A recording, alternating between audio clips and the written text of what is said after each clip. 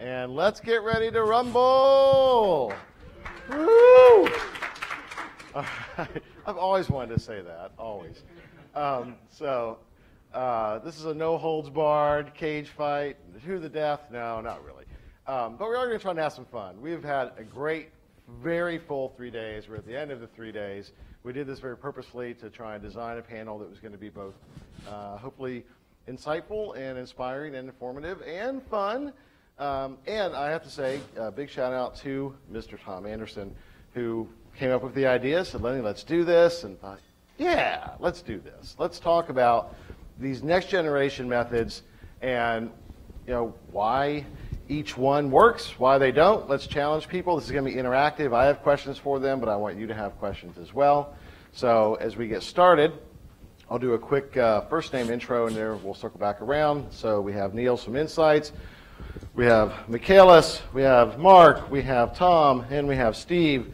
So we're going to go back around, and each one of you tell us a little bit about yourself and your opening position on why you think your particular specialty is the best next generation method. Steve. Is this on? Can you hear me? Yeah? Yes. Well, I'm with my own independent consulting firm called Intuitive Consumer Insights these days. I was with NeuroFocus for several years. I had my own neuromarketing company for several years before that, so I've been in the field since about 2006. I guess the first thing I want to say, not to blunt the Lenny's desire for a food fight up here, but I'm kind of the Garrison Keillor school. All the children at Lake Wobegon are all above average, and I think that all of our methodologies are above average. So I'm not going to make a case for the unique preference for neuromarketing for all things and all occasions. I will say this. The brain is at the bottom of everything, so ultimately all marketing is neuromarketing. I think somebody said that at one point. And I think neuromarketing is here to stay. And the reason why it's here to stay is because marketers and advertisers and media folks, I would use the analogy of like the spectrum of light, the spectrum, the electromagnetic spectrum. It goes from very, very long and slow waves to very, very fast and short waves. We know that the visible spectrum of light is a very small slice in that wavelength. If you think of that as kind of the conscious part of the processing in our mind, small part of the spectrum, we know that the infrared exists because we can feel it. We can feel heat. We know that the ultraviolet exists because we can get a sunburn. We also know, obviously, that beyond that, even more extreme. As marketers come to realize that there's this full spectrum of processing and conscious and non-conscious ways in which consumers both take in information and determine how they're going to act. If you say, well, I'm only going to give you, I only study this one little part of the spectrum, and I'm only going to give you that, and your competitor is saying, I'm going to give you the whole spectrum, human nature, folks are going to want the whole spectrum. So that's why I think that neuromarketing is here to stay. I think neuromarketing has a lot of challenges, which I'll be happy to talk about. But I think we've seen a lot of progress, and I would say we're in a second generation of neuromarketing. I think in the early days there was a lot of oversell, there was a lot of snake oil, excessive claims. I think that set the field back. But now I'm seeing a new generation of vendors, and many, many vendors that are coming out now, very scientifically precise, very transparent in their methodologies, constantly trying to fit what they're doing with real business outcomes and results. And some of the old vendors that are still with us are also becoming more and more business-oriented, showing more and more practical results. So I think it's an evolution that is moving in the right direction. So I guess that's my case for neuromarketing. Thank you. Tom. Thank you. Tom Anderson, founder of Anderson Analytics and our text analytics software, OdinText. Back in 2005, when I founded Anderson Analytics, it was the first market research company to leverage text analytics, and now text analytics has come into play. And one of my fellow panelists here will be talking about social media monitoring, which of course relies on text analytics. For the purposes of this debate, and in fact what we do, I'm going to focus on text analytics everywhere else.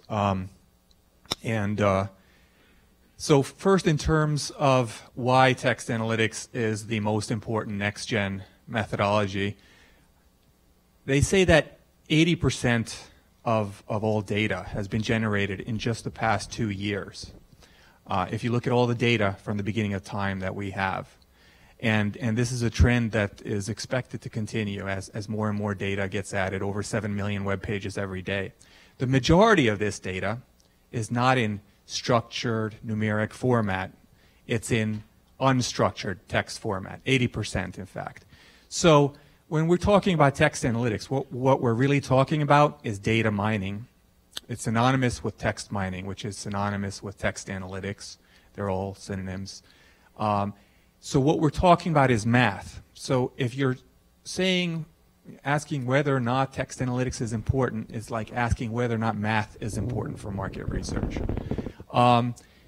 In terms of differentiating for the purposes of this debate from social media monitoring, I think it's 80% of it is tweets, 140 character bits, representative of just 8% of the population. Very specific outliers, in my opinion. For most brands, it makes no sense to analyze tweets. That's why I'll start out. I'm Mark. I'm a mobile-holic. Hi, Mark. Hi, Lenny.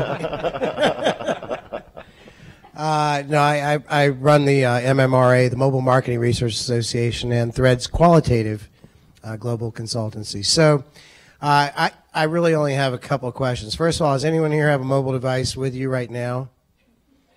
All right. Have you used it today? Do you know how to use it? Is it smarter than you? All right. Oh, there's 4 questions there. But second thing I just want to point out is, where has all the investment money been going? Okay, so that's sort of my starting position. Really, I don't even know if I belong in a fight, because mobile is a channel. Mobile is a ubiquitous thing. It supports, it provides text, it provides social, it provides MROC communities, it provides brain things, because now it's getting into biometrics and all kind of things that can hook into it. So really, it's sort of become a ubiquitous connecting thing between people and our clients and us. And I'll pass it on. Thanks, Mark. Fine, thank you. My name is Michalis, Michael, and I'm the CEO of Digital MR. Yeah, it's like some of you said, it's going to be difficult to argue that there's one methodology that is the next generation methodology. As a matter of fact, we also do private online communities, so I could argue both cases, and we do text analytics, so 3 cases, we do mobile research. So yeah, I think what I will say though, defending the social media listening corner, which is how I prefer to call it, is that there are 3 sources of information. One is asking questions, and that's surveys, focus groups, and that has been around for a long time. That's what market research has been up to now. Then there is tracking behavior. That also has been around for some time in our industry, ComScore, for example. But the third bucket of information and serious source, and we have Procter & Gamble saying, you all know the quote from 2 years ago from Joan at the ARF conference, where she said, by 2020, we believe that we will be spending most of our budget in listening as opposed to surveys.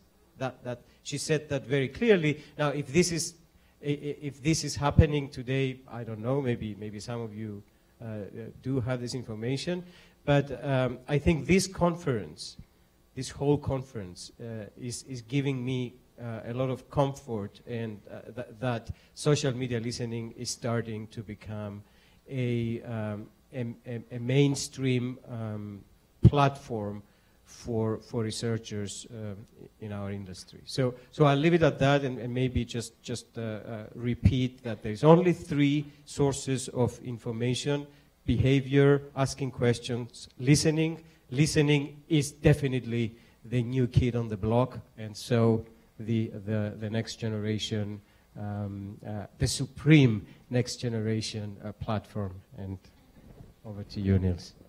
All right, thank you. I'm Niels. I'm co-founder and managing partner of InSites Consulting, and I head the New York office of our company. First of all, thank you very much for considering me as a thought leader on MROCs. And let me start by saying I hate the acronym MROCs. I don't know who coined it, but it makes me...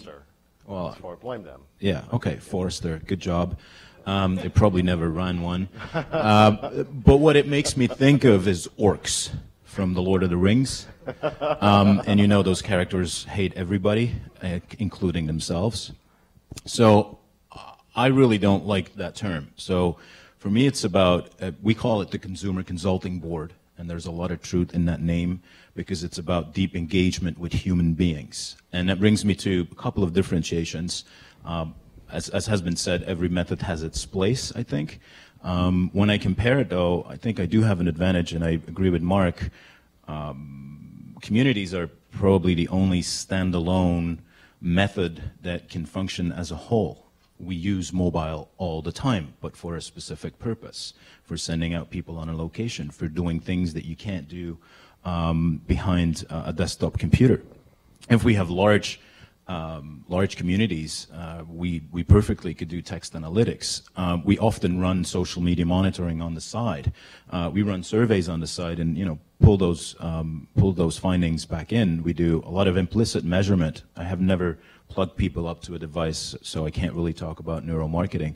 But we've done a lot of implicit measurement, and it's actually very enlightening to do that with participants and then throw it back and get the discussion going. So, I could use all of you guys, but I do think I'm the only holistic method that has all the freedom I can have. Because, for example, text analytics, you're sitting on the data that you have, and I could go either way. I could go sit on other data. I could, really gear based on the input that I get. And then finally, I'm the only one who wrote a book about my method, which is called So if you want a copy, just get in touch with me. Yeah, with a forward by me. Exactly. So, yeah. Yeah, I didn't know you were going to do that. All right. So, what's interesting is that these technologies, when we look at the GRIT report and as we track the adoption of new approaches, these are all the top approaches, other than neuromarketing, which is really interesting. Neuromarketing is at the bottom of the barrel from an adoption standpoint. I think there's a lot of reasons for that in terms of scalability and cost and some of the stake oil folks and all that good stuff. But yet, I'll share a tidbit with you guys. Why we want to include neuromarketing here is when we look at the client-side interests. I think you all know that at these events we try and align people based upon their interests. And all of the non-conscious measurement, that whole category of everything, is generally of the highest interest most of the time to clients. So we do think that although it may not hit critical mass in terms of widespread adoption, that it certainly is from an interest perspective. So yeah, I think go ahead, Steve. Lenny and I started talking about this when I noticed that every GRIT survey, whether it's come out twice a year or Yep. for what, 3 or 4 years now, Yep. every GRIT survey has 10% of companies are using neuromarketing right now, but 25% are planning to use it in the near future. And then the next GRIT survey comes out, and 10% are using neuromarketing, but 25% are planning to use it. And the next one comes out, it's 10%, 25%. So either those 10% are very, very loyal customers, and the 25% are just lying through their teeth, because we all know how surveys have that problem. Or there's a worse yet scenario, is that there's a rotating group of 10% that are using it every year, being disappointed and dumping it, and the next 10% of suckers come in the next year. I think, and I wrote a couple of blog posts for the GreenBook blog on that. There's a number of reasons why I think neuromarketing has failed to move into the mainstream. It's an early adopter, still an early adopter kind of technology. So in the classic kind of crossing the chasm model of technology adoption, I think it's still in the early adopters. It needs to market itself much differently to be appealing to the mainstream. And briefly what I said was that it needs to become much more scalable, and I think that's happening with a lot of the online eye tracking, facial recognition solutions that are out there. Several folks are here at the show talking about their solutions. It needs to become more transparent. I think that's definitely happening. The black box, a lot of people thought they could sell this stuff by saying I wrote a black box, and I'm not going to tell you what's in it, but would you please give me $150,000 per project to tell you the answer to things, and I'm not going to tell you how I got it. Surprisingly, that marketing approach was not particularly successful, and most vendors are now much more transparent and open about what they're doing and educating their clients, so there's an increase in education. A lot of neuromarketing was not associated with choice and business solutions and choice and actions. So it was, well, I just measured your brain and you're having a lot of attention. Well, thank you very much, but am I going to buy the product or not?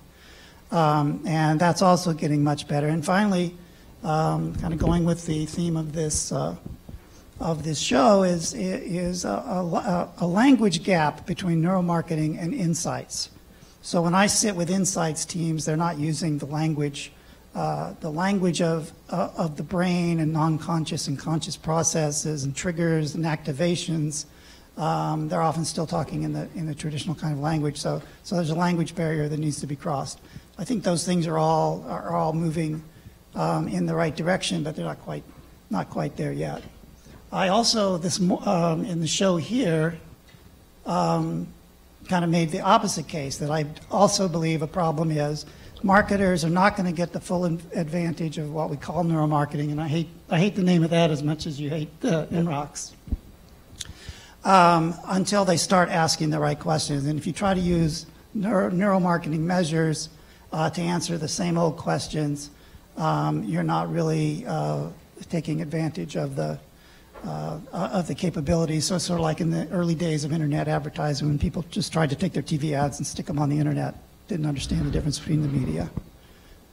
So those are some of the challenge I think that's holding neuromarketing back. But don't some of the same challenges exist for social media and for text analytics? I mean, there's really some corollaries. I think that we're looking at it from adoption standpoint. There is greater adoption, absolutely, but they hit critical mass. I think arguably, I would say that the only method here that is, I think, hit wide acceptance is the orcs of Middle Earth that Niels talked about, of communities. Other methods are still gaining ground, but still kind of missing the boat, especially the one that's like the no-brainer. We've been saying for years, this is the mobile tipping point. This is the mobile tipping point. This is the mobile tipping point. Yes, it's the year of mobile, and which I think we actually did reach the tipping point, and it's there already. But it seems as if the value, the business use case value for a lot of these methods are still not fully defined. And I would even argue that in the case of the community, it's time for the next generation of communities. It's time. Greg Heiss, Greg's in the audience, and he wrote a piece last week on GreenBook blog about Community 2.0. So another plug for the blog. You should read that. So anyway, Tom, what are the barriers of widespread adoption of text analytics? Why is it not the survey? Why is it not as ubiquitous as the survey today if it is the end-all, be-all master method? Well, it's more widespread than you see, first of all. So I mean, this goes by different names, semantic web, so forth. Google is using it, AdWords, in a number of ways. All of us use Google search engines, LexisNexis. A lot of these things have been around for a while. We're doing voice to text, text to voice. And it's in mobile. Yes, I agree with you when you said, you know, mobile's been has been a buzzword for too long and just hasn't materialized. I would ask the same people, you know, what percentage of your research is really mobile today? And how many of you like to take a survey on mobile? And how much data do you actually get in those few times that you do mobile? Text analytics, you're right. I mean, it is, when I started in 2005, nobody knew what the heck it was in terms of market research. In 2007, there was a lot of interest, especially after social media came on. So social media has pushed awareness now to ubiquitousness. And a lot of the early stuff was unfortunately, especially in social media monitoring area, was a bit hokey and primitive, and still is. But there are, you know, more and more we're bringing out case studies that you can't dispute the value, and we're going to see more of that. It used to be that text analytics was talked about as a single methodology almost. And for instance, Gartner had a report, Who's Who in Text Analytics. The last time they put that out was 2 years ago. Why?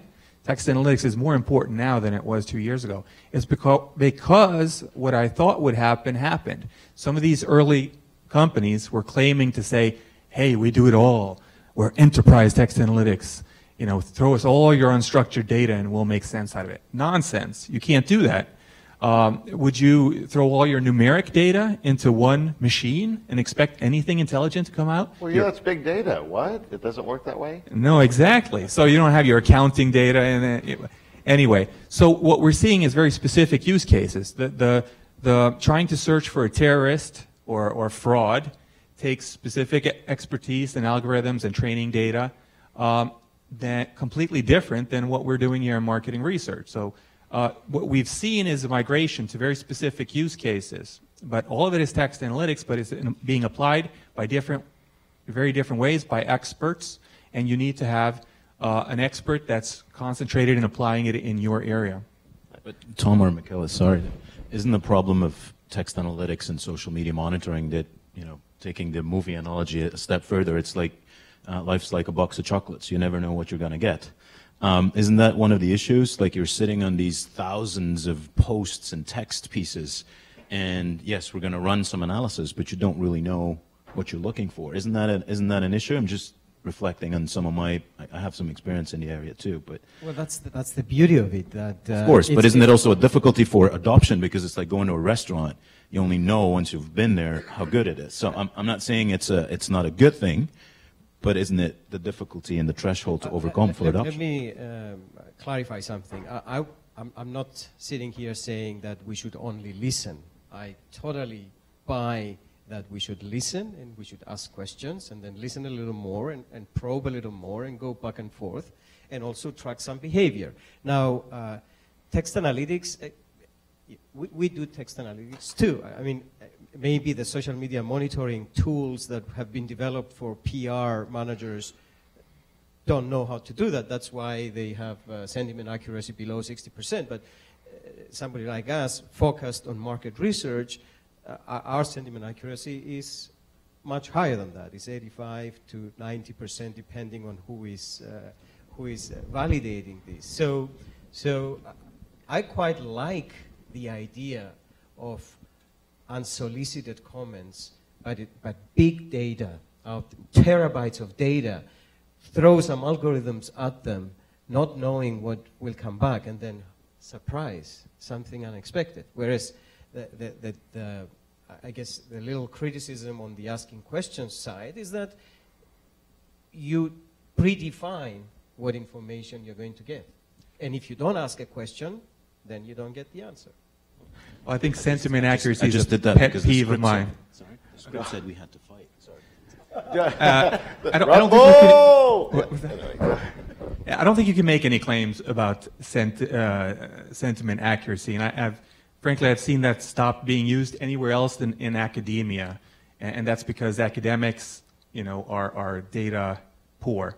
They're usually just looking at one single data set that they got access to, and then they split it in half and they do some training and make those comparisons. But if you're selling software, how can you possibly make any claims on accuracy if you're selling that same software for different client, completely different data sources, different data sets? So I think we're moving away. That's just not the way you can talk anymore about accuracy, and that's why it has to be specific. So, but I agree with you. It very much depends on data source, and so unstructured data.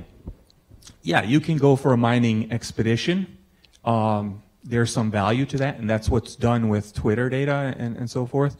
But there are far more interesting types of data out there where you don't have to go on just fishing expeditions and boil the water. A lot of you have customer service satisfaction or other types of surveys that your customers get after they purchase your product. The text comments there have tremendous predictive value in not just predicting all your other Likert scales of your 2-page long boring survey, but you can predict sales, you can predict return behavior, real things. And text analytics also incorporates, by the way, things from neuroscience. I mean, in terms of word choice, for instance, we can get into psychological attributes and understand emotion and predict behavior based on the intricacies in how you express yourself, and with strong validation from hundreds and thousands of academic studies in psychology that have been using this methodology for quite some time. So yes, you're not limited to boiling the water. It's really a question of how good your data is. Customer service, call center logs, emails. You have very specific things that you want to find out. How was my price change perceived in the market? Are people really upset about it, or are they just saying that? Those are the kind of questions that can be answered with text analytics. Using the analogy of water, let's pretend, or use the analogy that data is all water, okay? So, and we are all fishermen trying to make sense out of how to fish. Anyone here ever fish? There's a huge difference between going whaling and going trout fishing. If you're going to go get some shrimp or get a sponge, you have to have an intent in mind for the kind of water you want to source. So data source is everything. You can get a box of chocolates, but then making sense of it later is a challenge. Certainly, if you're building a software company or some other type of tool, then you're selling a hammer. The whole world's a nail. All right. So that's obviously you've got an investment there.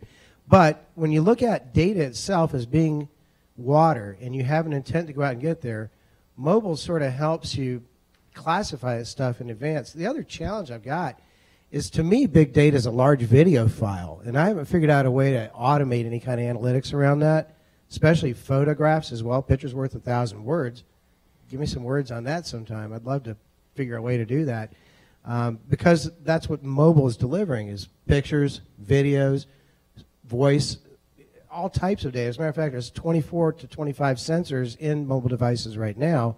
That's first generation, folks. Second generation is going to have more like 40 to 50, and they're more biometric sensors. There's more immediate environmental sensors. So as we, as researchers, try to use these tools to go fishing, we better have a good intent as well as know how to not catch ourselves on the hooks in the process. So I want to stop for a second and get see if the audience has any questions so far. Yes. So you mentioned that accuracy. I am. It's for the video, so everybody can hear you forever. Much pressure. You mentioned accuracy is not really being used anymore, but as that measure. But it's really hard when we're trying to sell in us using text analytics or bringing new technology to our customers without having that kind of measure. So it makes me feel more confident with the social media monitoring, where you can say 85 to 90% accuracy, whereas I can't necessarily go and say, well, I don't know an accuracy score. What do I use instead? That's kind of my question. Does that make sense? How am I supposed to sell that in without having... This is an excellent question. If you have a point of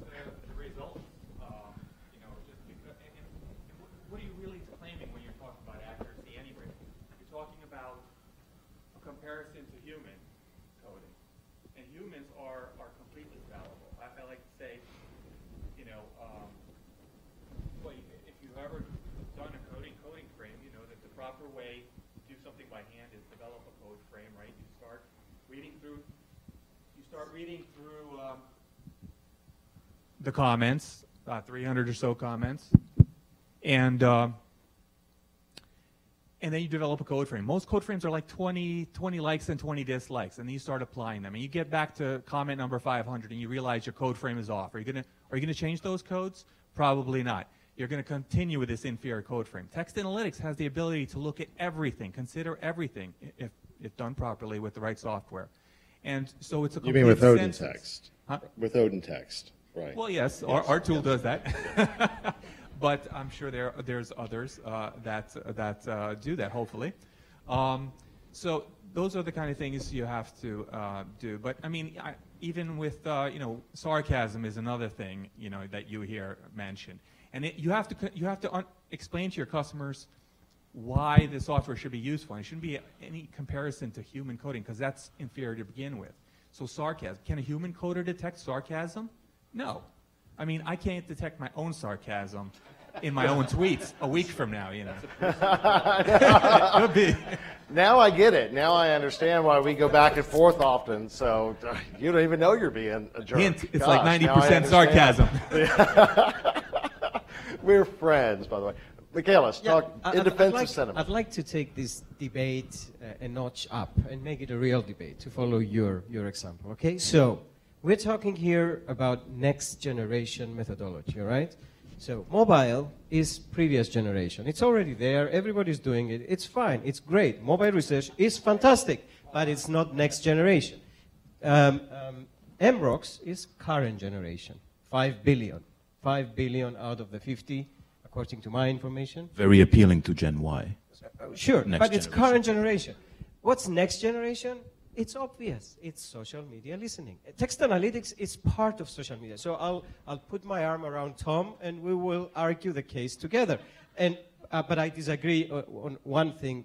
He said that 80% is Twitter. It's not always the case. There are cases and categories where Twitter is 30% of all the comments. And when we say all the comments, we mean blogs, forums, Facebook, Instagram, and it's not just social media. Wrong way to call it. It's web listening. It's not social media listening. Well, it's the same people that tweet are the same people that blog. That same 10%.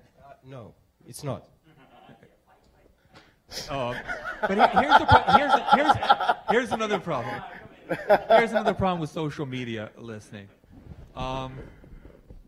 The data has never become available to us. We talked about walled gardens years ago, and we were hoping, it would, yes, while Twitter is only 8 to 10% of population because, and they have very inflated numbers if you look at their website, but the problem is Facebook. Yeah, if that data was available, that would be awesome. But what is Facebook? How many of you have public Facebook pages? I don't even have that. You comment on fan pages. Many people comment on fan pages. How many of you have commented on a company page in the last 3 months? So 4 people out of 50. So here's the problem with that also, is that the walled gardens never came down. The walled gardens are just getting walled up even further. There's going to be more legislation. But what's worse is, unlike what some of us might have expected, that Facebook and Google and so forth would be defending free data for us all to use for text analytics, the opposite is happening. They're closing that data up and making sure nobody can follow them. They already own it all. They don't want any competitors. So I think we're not going to have much social media data left to listen to. So we're going to have to look for our other data sources, many of which are more important. I love tomato juice in the morning. Campbell Soup makes tomato juice. I have never tweeted about my V8 drinking. Yet, Campbell Soup has millions of customers contacted them every year. Take the time, real customers, via telephone or email. Very important source of data from real customers as opposed to 140-character tweets from who knows who. Yeah, but so myself as a customer, if I lose my cable, I tweet it. If I have a problem on the plane, I tweet it. So that transition, so I hear you and agree with you, but from a personal experience standpoint, I think more and more people are becoming accustomed to utilizing those open channels, not just Twitter, but other channels, to communicate with brands when they have problems. I know when my cable goes out, I will get a response within minutes on Twitter. But if I may, one of the things I see is that when you use social media listening, which is indeed a much better term, and you use it for insight generation in the true sense of the word, like you're basically gambling on the long tail of the Gauss curve, if it has that. If you use it for monitoring campaigns, or for what you say, for looking for peaks in problem detection, or the other side, when you're really excited, I know I will tweet it too. Something great in the positive or the negative, that's what comes up there. And I think we should be looking for social media monitoring to find its place in that space. And my personal feeling is that apart from pharma, which is a big exception because they are satisfied with a small bit of consumer data, apart from that, there's so many other rich methodologies that go and seek for that big insight. So it's hard to find on social media. But I think we should just use social media what it's good for, which is tracking peaks and things happening, experiences, campaigns, that kind of stuff. So, yeah, Lenny, you reminded me that probably half of my Twitter feed is tweets from Lenny. There's another dimension on top of this, which is, what's the reception? What's the cognitive response? What's the right amount of tweeting? What's too much tweeting? What's not enough tweeting? How does that affect your credibility? And so on. Now, I have to say, every tweet from Lenny is an inspiration and an educational experience. But especially Godzilla. Perhaps others might go a little bit overboard, and those responses are often not articulated.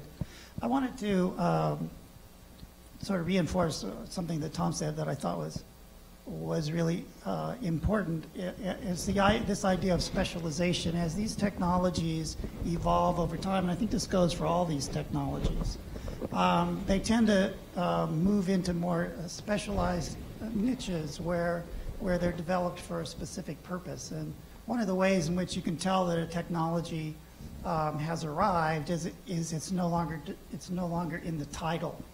So I am a fraud detection company.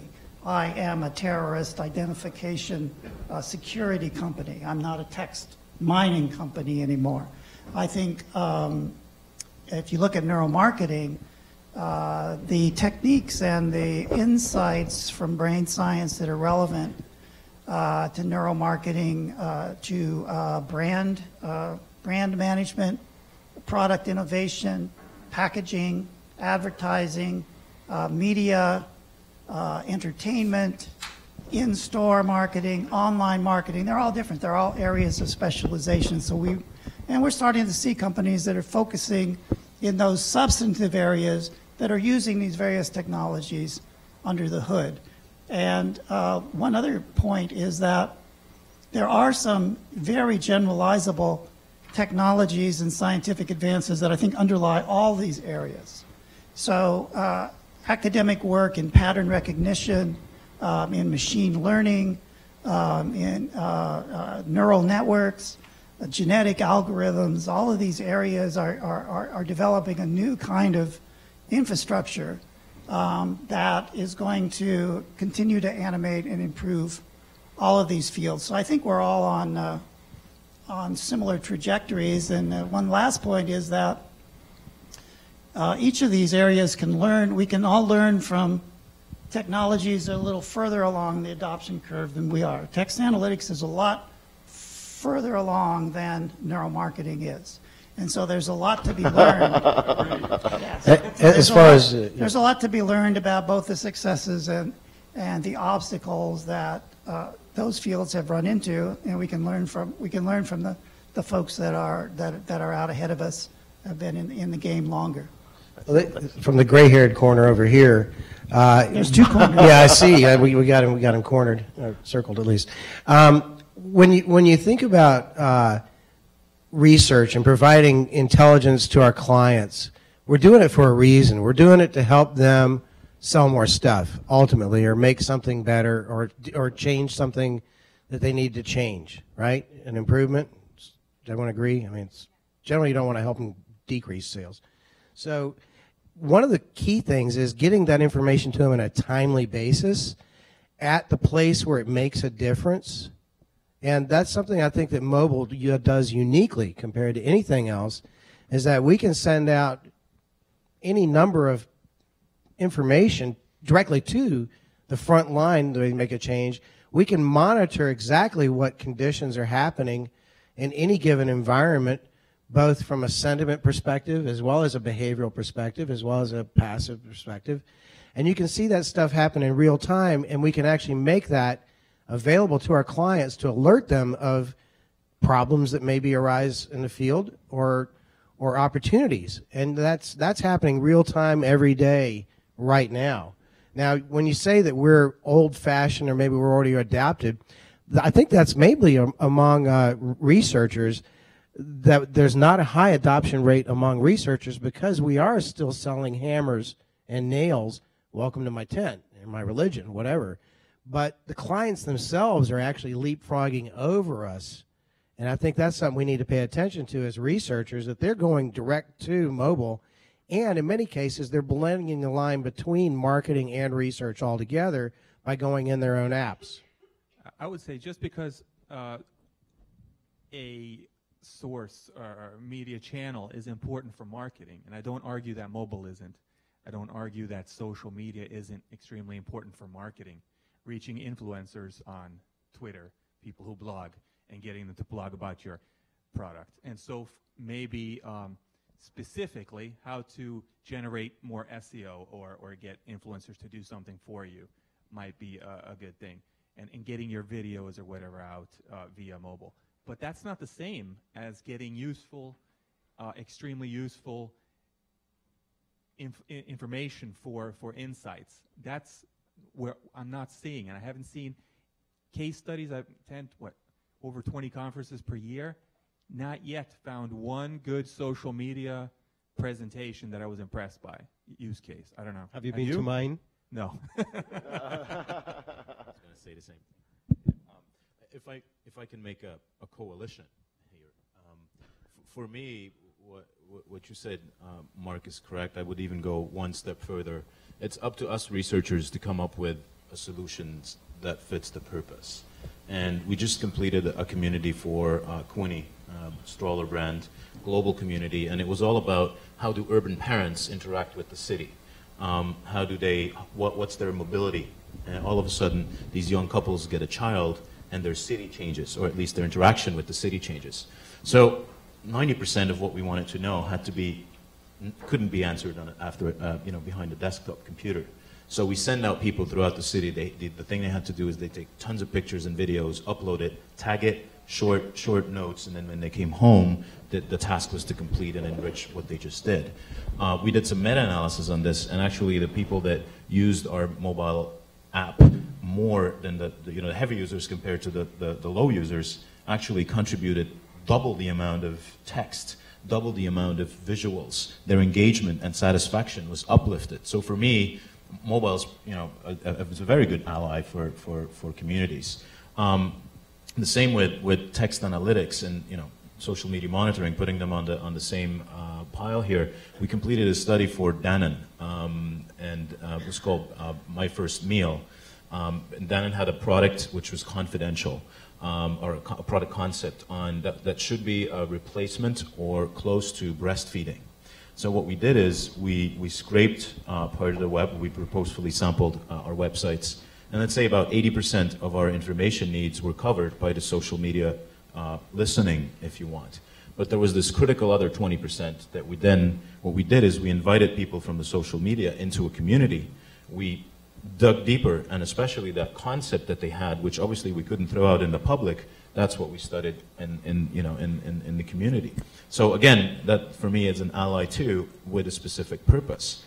This is a call maybe as being the technology that's further advanced, and that I agree also has to reinvent itself, is a call to neuromarketing to come along in the slipstream of this, because I haven't been able to figure out how to use that.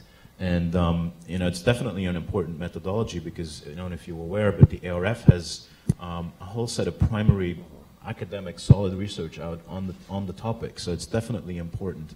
But I think what it's missing is some of the context and the qualitative behind it. So if it could be used easily, I would love to experiment with it. Hold on, Steve. 1 second. I want to go. We're 15 minutes in, or I'm sorry, we have 15 minutes left, not 15 minutes in. So see if there's any more questions or comments from the audience.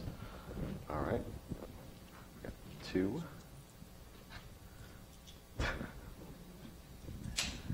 Amazon Fire Phone just announced they're going to be out July 25th. Samsung and Apple comes to the panel. Help me understand what my current users are thinking. Am I going to be damaged by this? Do I have a problem? Talk through the reality of that type of real case study in front of you today and how you would use your methodology to go solve the problem that Samsung and Apple are both dealing with, knowing that it was announced about 4 hours ago. And that's is that their 3D phone? Yes, it's their phone coming out July 25th. Yeah, that has the 3D screen. Amazing. So there we go. Use case. So apply each of your approaches to address that business issue. That oh shit. It could almost be as revolutionary as 3D TV. And we actually did some studies on neurological response to 3D TV, and we found absolutely no benefit in terms of any greater emotional engagement or cognitive engagement, because guess what? Our brains are used to dealing with 3D. It's like no big deal. So brains didn't seem to be too impressed by that. Maybe we'll see something like that happening. I guess I wanted to, it's not a direct answer, sorry. I was kind of thinking ahead of your question. Perhaps I'll get back to it at the end. But I did want to say that, so I want to keep a little advocacy here since Lenny wants some advocacy. Neuromarketing, you have to remember, we're like Intel. Neuromarketing is inside everything. The brain is inside everything. Now, any methodology, I'm going to encompass all my friends up here, any methodology that deals with the output of cognitive processes that appear either as the written word or the spoken word or the tweeted word, come through a very long causal process in the brain. You start off with, our perceptions are highly biased and we fill in a whole lot of stuff. We don't even literally see what we think we see. Our brains are filling in a lot of perception. Then we go to applying meaning and value to those perceptions. And again, we fill in our life experience. We fill in a lot of unique things that each of us has in terms of our experience, our associations, our expectations, our values, our beliefs, and so on. Then maybe, if we're lucky, we engage in some deliberation and we think about what we're going to do. And then we do it. Then we speak. So when you talk about listening, you have to consider that thing that you're listening to is the output of a long process that occurs in the brain and can occur in different ways. Now, if you're treating that as an independent variable, and you're trying to predict things from that, everything's fine as long as your predictions are accurate and precise and you're getting the results that you expect. But as soon as things start to deviate and the prediction is not at 100%, not at 90%, maybe not even at 50%, then you have to go back and ask what went on in those people's brains that produced that deviation from our expectation, our understanding of what they said, what they wrote, what they did. If that's not matching up with the real dependent variables that you're interested in, you've got to go back and understand the causal process that led to those. So that's the fundamental value proposition for neuromarketing. And Can I answer your question or try to?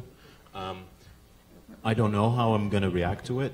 For me, technology is a feature, and I still have to figure out what the benefit's going to be, but I'm not scared at all. I think the 3D phone is tremendous, and if it doesn't go anywhere like the 3D TV for now, then... if Samsung and Apple came to you and said, oh my goodness, they just launched the Amazon Fire, how can you help me understand what impact that's going to have to my business? Basically, okay. 30 seconds, what case study, that's a case study, how would you now react to Apple and say, I want your business, I can help you solve the problem? I thought you were mentioning Yeah. what's the 3D phone going to do for market research. Okay, good. Well, I would just, give it to people. I would actually first look at what their current behavior is with the phones, observe that, not asking many questions, give them the new technology, and then take it away again from them. So do some deprivation, activation type of things, and you would get a lot. I got a really simple solution. I'd probably deploy a field agent, an army, whoever. I'd send out a whole bunch of people into the stores today to see what's going on at the store level, if those phones are actually out there now. I'd be in those stores when they are there, and I'd try to figure out what's going on with people's sentiment beforehand. I'd probably give it to a community, and then I'd have him do all the analysis on the text. I'd 3D print off a bunch of smart fabrics and make them into a neuro helmet and give it over here to this guy. And then I'd give it all to Lenny and let him tweet about it.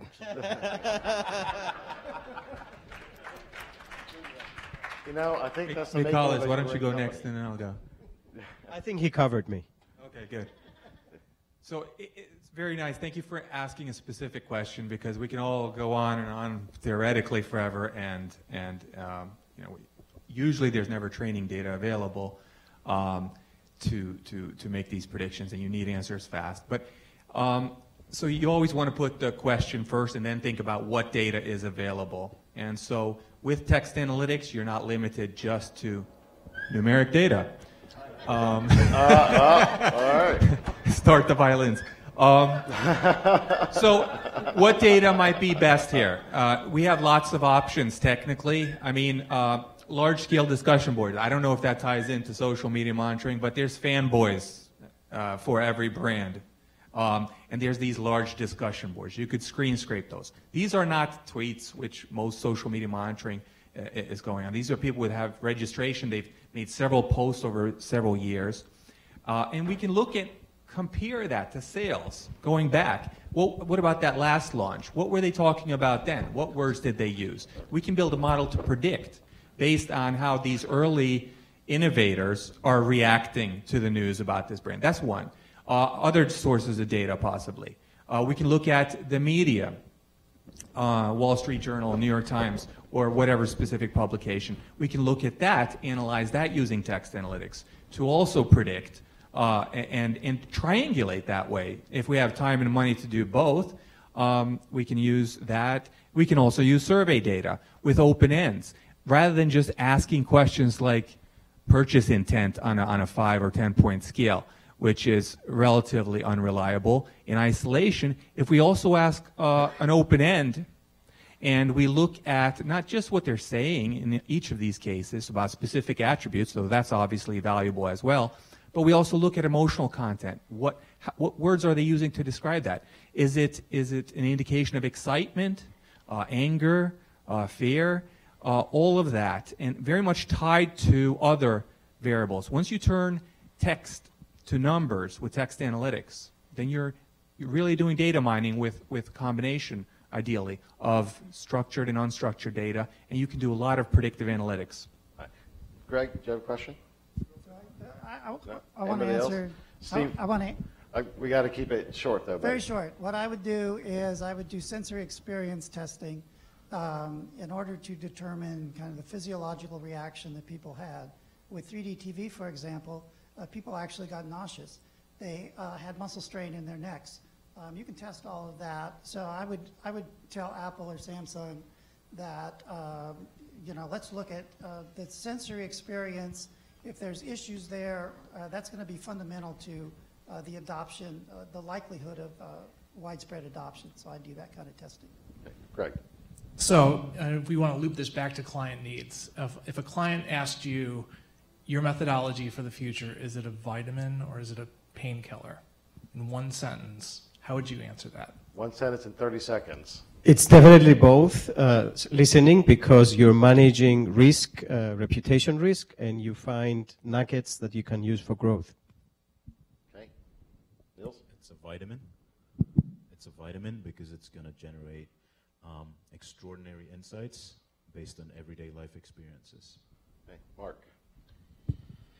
Good question. I'd have to say painkiller for certain things and vitamin for other things. There's the idea of sentiment. There's the idea of passive. There's the idea of quant. So it's a little bit broad for me as mobile. But I would say that in general, with having the ability to reach into everyone's personal space all times, you can either cause pain or you can cause growth. Okay, Tom, go ahead. It's math. What is math? A vitamin or a painkiller? It's the solution to the problem. So maybe it's the solution so you don't need a painkiller and maybe you don't need a vitamin. Steve. Neuromarketing's greatest strength is diagnostic. So usually there's a problem, and the traditional expectations are not being met. So something's going on, and you have to drill down. So I suppose to that extent, it's ultimately more of a painkiller than a vitamin. At least that's the way it tends to be used. Well, it sounds like it's maybe more of an X-ray. So to help There you determine, or fMRI. I didn't know I was allowed to extend the analogy. So. Yeah. All right. Question. Where? Yes. Please. Yeah. Hold on one second.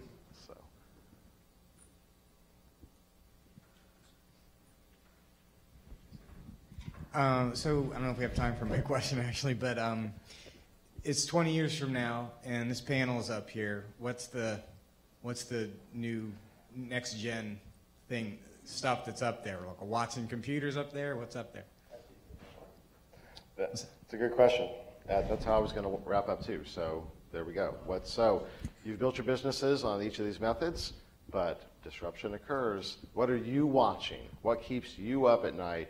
Do you think, you know what, I'm going to have to go down this path to continue to build my business so I'm still here 5 years from now? So, Michalis. For us, we are currently doing unstructured text. So the next thing for us is to be able to analyze video clips and images the same way.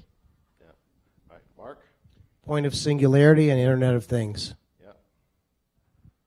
I think it gets more complex, and we're trying to help people deal with complexity. And when things get more complex in terms of what they can do, so does usability as in complexity. So keeping it simple. We want to make people data scientists, so that'll be a continuous struggle, but I think we're going to make it much easier for more people to be much more efficient. Okay. Steve? Well, I stopped making predictions at least 20 years ago. I have absolutely no idea what's going to happen in 20 years, and I stand by that.